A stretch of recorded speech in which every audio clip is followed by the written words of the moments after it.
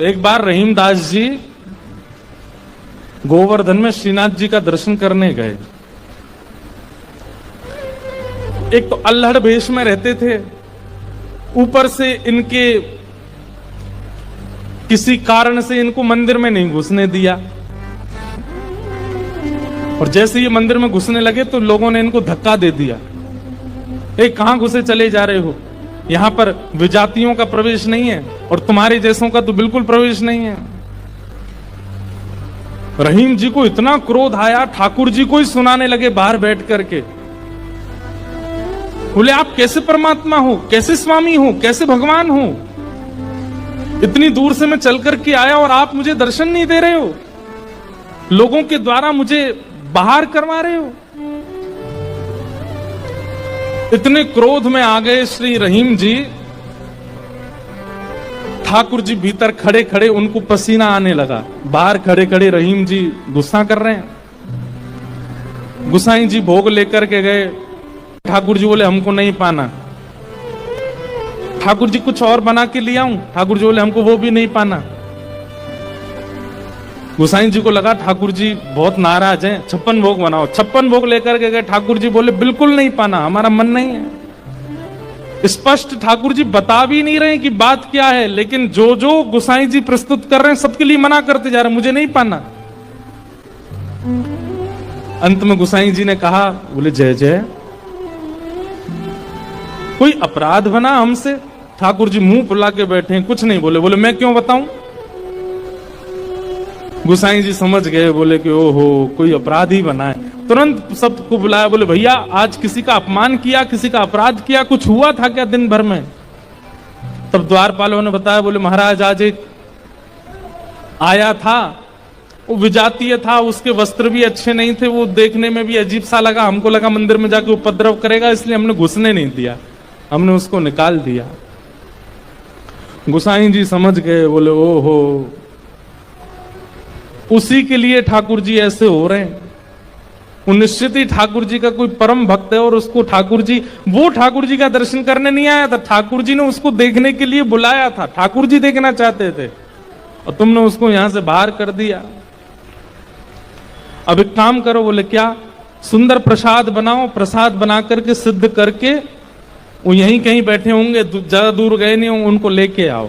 ठाकुर जी इतने व्याकुल हो गए, बोले अभी तो चूल्हा जलाएंगे, कढ़ाई धरेंगे, तब कुछ बनाएंगे, तब तक रहीम जी वृंदावन पहुंच जाएंगे। इतने में ठाकुर जी ने क्या किया, ठाकुर जी के सामने जो सोने की थाल में प्रसाद रखा था, ठाकुर जी ने वो थाल उठाया बड़ा सा और अपने कंधे पर रखा, खुद ही चले गए, स्वयं ही चले गए। यहां रहीम जी गोविंद कुंड पर बैठे थे, खूब गुस्सा हो रहे थे, ठाकुर जी को भली बुरी सुना रहे थे। लेकिन जैसे ही देखा गिरिराज पर्वत से उतरते हुए श्याम सुंदर आ रहे हैं, और झांकी कैसी है, कटिकाचनी पहनी है, मोरपिच पहना है, जो स्वरूप ठाकुर जी का ऐसा रहता है, हाथ में वंशी लेकर के, और ठाकुर जी यहाँ कंधे पर विशाल थाल लेकर के ऐसे उसको संभालते हुए ठाकुर जी आ रहे हैं। अरे मोह कोई वेद ध्वनि ब्रज में सुनावे तो मेरे कान इतने रीझे ना आए, लेकिन कोई प्रेम आसक्त है करके मुंह को घोरी घोरी गारी सुनावे, सो मैं तो वह के सामने प्रकट है जाऊं। लाल की छवि आवन मोहन, और थाल सामने रख करके ठाकुर जी वहां से अंतर ध्यान हो गए। लेकिन रहीमदास जी की स्थिति ऐसी, वो तो उसी छवि में छके हुए बैठे हैं, थाल सामने रखा है। इतने में गुसाई जी अपने असंख्य सेवकों के साथ खूब सारा प्रसाद बना करके लाए। रहीम जी के पास जैसे पहुंचे तो देखें यहाँ तो पहले से थाल रखी, और ये वो थाल है जो श्री जी बाबा की है, श्रीनाथ जी की है, नेत्र बंद हैं। गुसाई जी बोले रहीम जी ये थाल आपके पास आई कैसे? आहा, बिसरत नाही सखी मोमन सो, चितवन बैन विशाल की। बैन मतलब, बैन कहीं कहीं ये अधर का जो अंतिम छोड़ होता है, इसको बैन कहते हैं।